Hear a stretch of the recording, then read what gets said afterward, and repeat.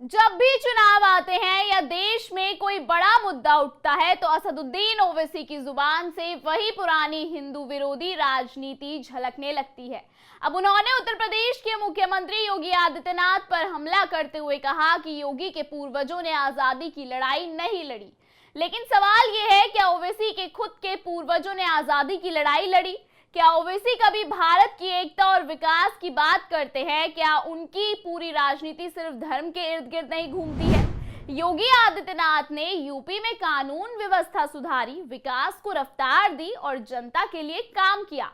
लेकिन ओवैसी सिर्फ विवादित बयान देने और मजहबी राजनीति करने में व्यस्त है। आज हम बताएंगे कि कैसे ओवैसी की सियासत सिर्फ और सिर्फ वोट बैंक पर टिकी है और क्यों उनके हर बयान में सिर्फ नफरत की राजनीति झलकती है। नमस्कार, आयन भारत देख रहे हैं आप और मैं हूं आपके साथ तनीषा भारद्वाज। AIMIM के राष्ट्रीय अध्यक्ष असदुद्दीन ओवैसी ने सीएम योगी आदित्यनाथ पर निशाना साधा है। ओवैसी ने कहा, योगी आदित्यनाथ ने कहा कि उर्दू पढ़ने से साइंटिस्ट नहीं बनते, कठमुल्ले बनते हैं। लेकिन योगी के पूर्वजों में से किसी ने आजादी की लड़ाई नहीं लड़ी। योगी ने तो उर्दू नहीं पढ़ी, फिर वो साइंटिस्ट क्यों नहीं बने?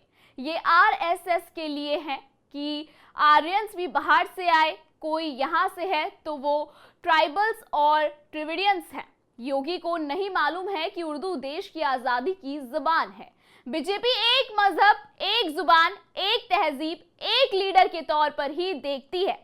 ओवैसी ने यह भी कहा कि फिलिस्तीन के लिए और गाजा के लोगों के लिए रमजान में दुआ करो। ओवैसी हमेशा भाजपा और योगी आदित्यनाथ पर धर्म आधारित राजनीति करने का आरोप लगाते हैं, लेकिन हकीकत यह है कि उनकी खुद की राजनीति पूरी तरह से धर्म पर टिकी हुई है।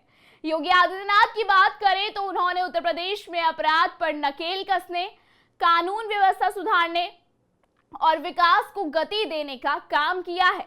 यूपी में बड़े इन्वेस्टमेंट आ रहे हैं, इंफ्रास्ट्रक्चर प्रोजेक्ट्स तेजी से बढ़ रहे हैं और गरीबों तक सरकारी योजनाओं का लाभ पहुंचाया जा रहा है। लेकिन ओवैसी ने क्या किया? उन्होंने कभी यूपी के विकास पर बात नहीं की, कभी भारत की तरक्की को सराहाया नहीं और जब भी मौका मिला उन्होंने सिर्फ एक वोट बैंक को साधने के लिए भड़काऊ बयानबाजी की। अब महाकुंभ को ही देख लीजिए, ना जनता के लिए योगी बाबा ने अच्छे से काम किया, इंतजाम किए, और विपक्ष ने क्या किया? विपक्ष ने महाकुंभ को मृत्यु कुंभ की घोषणा में बता दिया। महाकुंभ की वजह से यूपी की इकोनॉमी और टूरिस्ट को काफी अच्छा बूस्ट मिला है। देश से ही नहीं बल्कि विदेश से भी लोग महाकुंभ का हिस्सा बनने आए थे।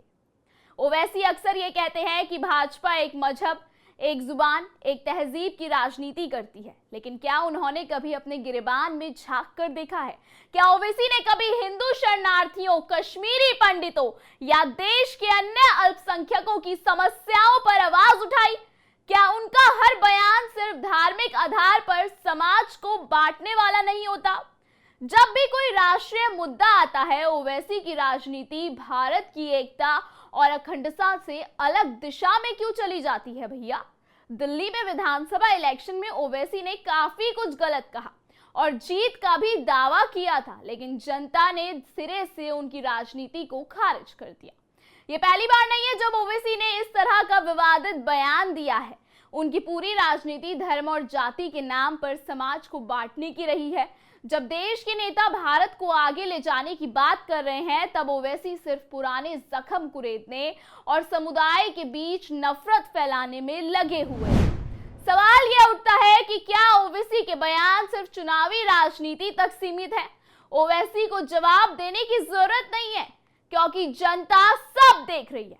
यूपी में योगी सरकार के विकास कार्य खुद ये साबित करते हैं कि उनके लिए हर इंसान बराबर है, कानून सबके लिए समान है और उत्तर प्रदेश राजनीति से ऊपर उठ चुका है।